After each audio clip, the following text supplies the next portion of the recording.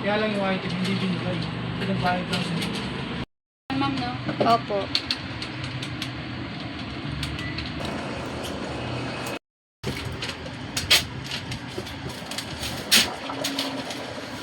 Naiisip ko na nga ako nila.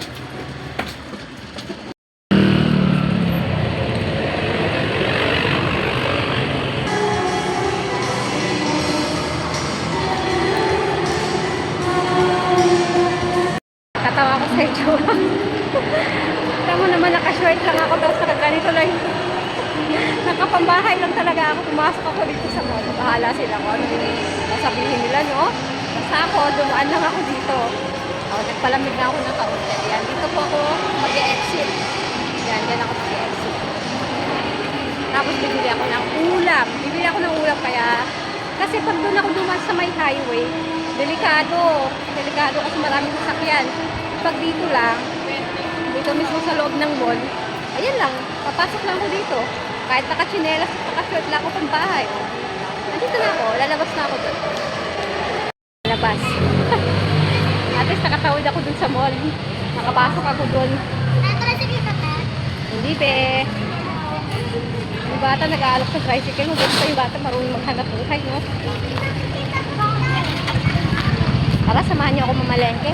Kasi bibili ako ng ulam namin. LBC, napakaginaw. Ngayon, nandito na ako sa labas, napakainit. So, ayan, magbuko-juice muna tayo bago tayo pumunta sa palengke. Buko-juice.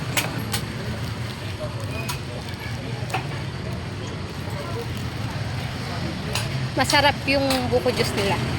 Talagang bukong-buko. Mas healthy to kaysa dun sa soft drinks, di ba? Kasi well. Magkano to, kuya? 100. ito kasi yung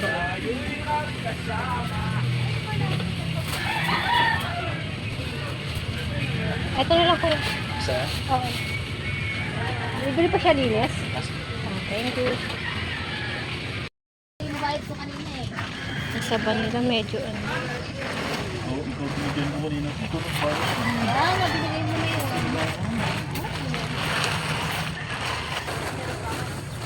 Oh, di ba? Ang mahal ng langka dito. Samantalang doon sa probinsya, naku, Diyos me.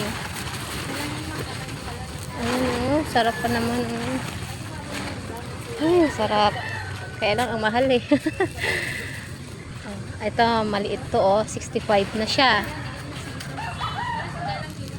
100 isang kilo. Ito, 90 pesos. O, di ba, medyo malaki. Ito naman, 95.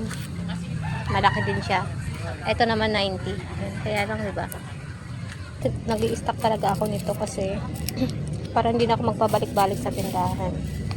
So, ayan. Tatlong bawang. Ito nga,